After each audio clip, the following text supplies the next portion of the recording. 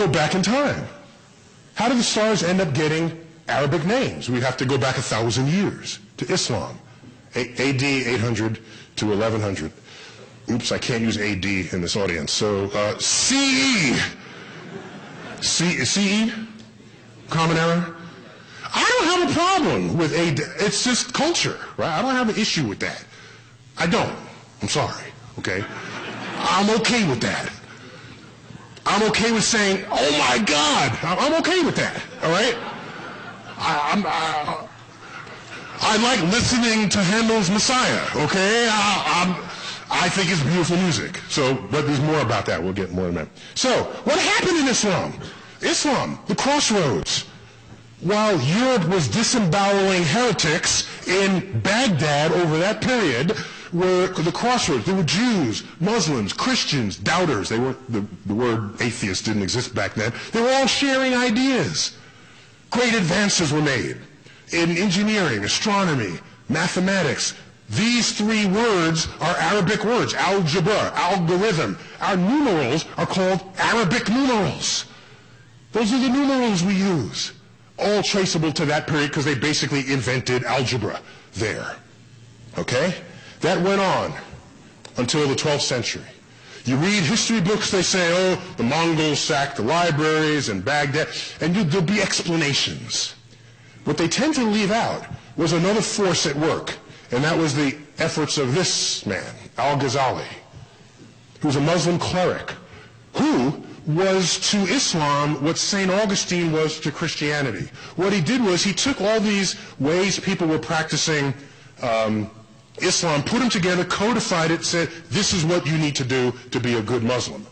Okay, just as what Augustine did, which included how to exactly burn the witches, that kind of thing. So it was all in there. It was all in there. And in there was the statement that manipulating numbers was the work of the devil. And that cut out the kneecaps of the entire mathematical enterprise of that period. Because he gained cultural power and political power with his philosophies. And you know something? Islam has not recovered from that since.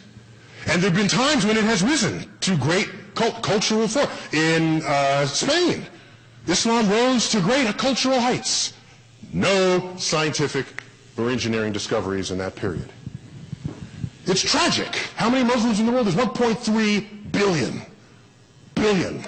Let's do some analysis. The Nobel Prize, 1900 to 2007. Okay? Let's take a look at how many Nobel Prizes were won by the Jews. How many Jews are in the world? 15 million tops? Let's take a look. Doing it for the sciences, of course. Biomedical chemistry, physics, economics, 25%, 1/4 of all Nobel Prizes in the sciences have gone to Jews. I saw two people in the back going a high five back there. The Jews did not invent the high five, okay? I just want to make that clear. Let's understand that one, okay? Do something else. Just No, we're happy to share the high five with you. So, let's look at practicing Muslims. Are you ready? Here we go.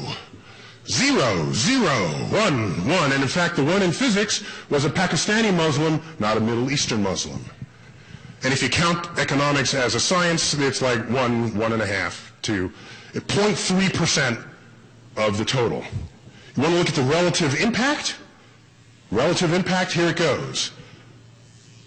The Jews have won 80 times more Nobel Prizes than the Muslims, and they are 1/80th of that population.